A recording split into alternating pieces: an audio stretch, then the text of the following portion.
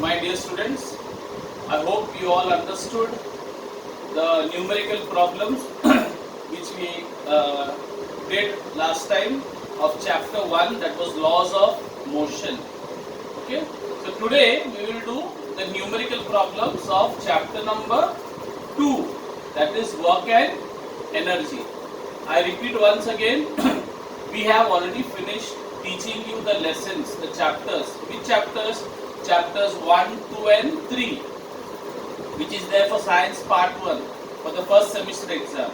And chapter 5, 6 and 8 is for science part 2, science paper 2. Okay, that is also for the first semester exam. Okay, so I hope you are clear. So first semester exam, what is your science portion for first semester exam? Lessons 1, 2 and 3. And science 2, science part 2, what is the portion? 5, 6 and 8. And we have finished teaching you the lessons. Now we are going to discuss with you the problems. I will be solving the numerical problems for you. So are you ready? So we will begin with chapter number 2, work and energy. So let's move on to page number 29. So open your books to page number 29. So if you don't have your textbook with you, pause the video and go and bring your textbooks and your notebooks for writing the sums. So let's go to the first sum, question number 5a. Okay, solve the following examples. Question number 5, we go to the A sum. An electric pump has 2 kilowatt power.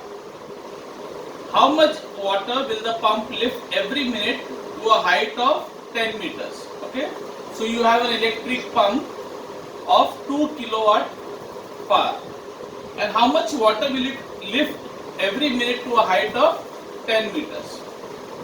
So let's write down the data. As I always say, first you have to write down the data.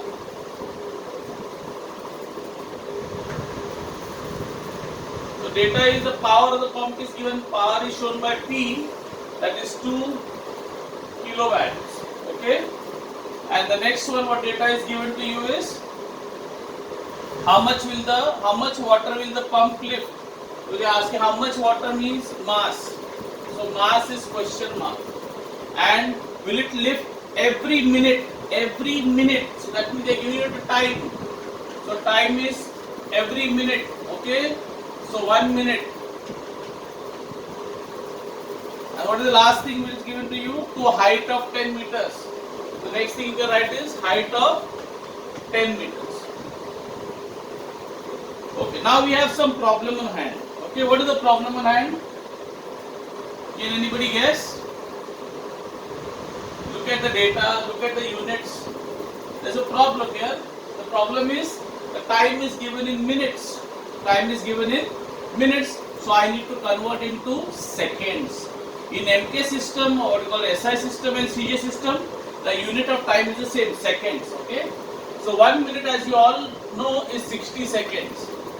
Okay, that's why I left that gap, because I have to convert it. What about power? Power also there's a problem because it is given in kilowatts.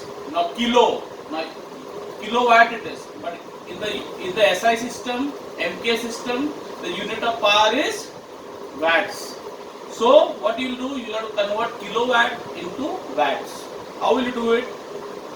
Kilowatt. What is 1 kilogram? If I ask you convert kilogram into gram, kilogram is what? Kilo means 1000. So 1 kilogram is 1000 gram. Same way 1 kilowatt is 1000 watts. I hope it is clear. So 1 kilowatt is 1000 watts. I hope you understand it this much. So 2 kilowatt will become 2000 watts. Right? 1 kilowatt is 1000 watts. So 2 kilowatts will be 2000 watts. Now we have to find is there any formula connecting all this? Any power formula? The only formula for power which you have learned is power is work upon time. Work upon time. Now the problem is work is not given anywhere. We know time, but we don't know work. So this is a small problem. So what we will have to make our own formula. We'll have to make our own formula. Now again, understand, work convert work into energy. Work and energy is the same. Okay, simple logic, no? The amount of energy you have, that much work you can do. That's why work and energy, they have the same units. जितना energy उतना काम करेगा, कम energy तो कम काम करेगा, ज्यादा energy तो ज्यादा काम करेगा. If you have more energy, you do more work. If you have less energy, you do less work. Simple as that.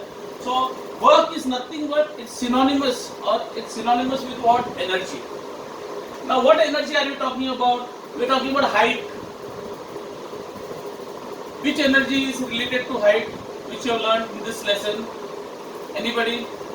It is potential energy. Okay? So I'll write potential energy. So work, here my work is my potential energy. Now it becomes easy. What is the formula of potential energy you learned in the lesson? This lesson will later start to you. It is mgh upon time. I hope it's clear. Now it becomes easy. Now mass कितना दिया है? दिया है क्या? Mass नहीं दिया है. So what we'll do? We'll take this formula down. We'll say power is mgh upon p. Now power, how much is power given to you? 2000 watts. Is mass. Mass दिया है क्या? नहीं दिया है. Not given. So mass.